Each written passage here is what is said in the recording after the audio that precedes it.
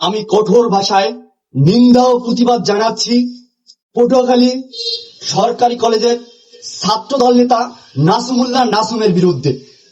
এই নাসুমুল্লাহ নাসুম গত সামাজিক যোগাযোগ মাধ্যমে ভিপি নূর হক নূরকে হুমকি ও কুরুচিত মন্তব্য করতেছে।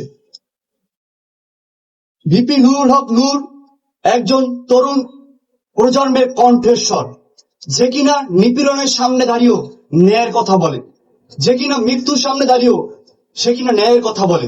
সে ভিপি নূর হক নূরকে আজকে হুমকি দিচ্ছে এই ফেসবুকের মাধ্যমে এই নাসুমুল্লাহ নাসুম। আমি দেশবাসী এবং বাংলাদেশ বিএনপি দলের যারা নেতাকর্মী আছে তাদের কাছে আমি একটা বিচার দিলাম যে এই রকম একজন দলের প্রধানের বিরুদ্ধে এইরকম যে হুমকির মানেটা কি। আমরা আর কত নিপীড়ন সহ্য করব, কত হুমকি সহ্য হব এবং কত মারধর, কত অত্যাচারের পর আজকে বাংলাদেশ গণ অধিকার পরিষদ আজকে দাঁড়াইছে।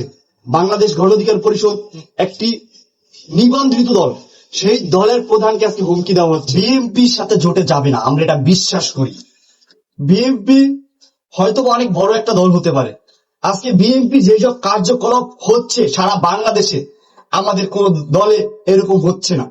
আমাদের গণ অধিকার পরিষদ একটি শান্তিপ্রিয় দল, যারা কিনা আজ পর্যন্ত কোন একটা চাঁদাবাজির রেকর্ড নাই, যাদের বিরুদ্ধে আজ পর্যন্ত কোন একটা ধর্ষণ, কোন একটা অপরাধ, কোন জায়গায় মাস্তানি, কোন জায়গায় গুন্ডাগিরি কোনদিন কোন গণ অধিকার পরিষদের কোন একটা নেতাকর্মী করে নাই।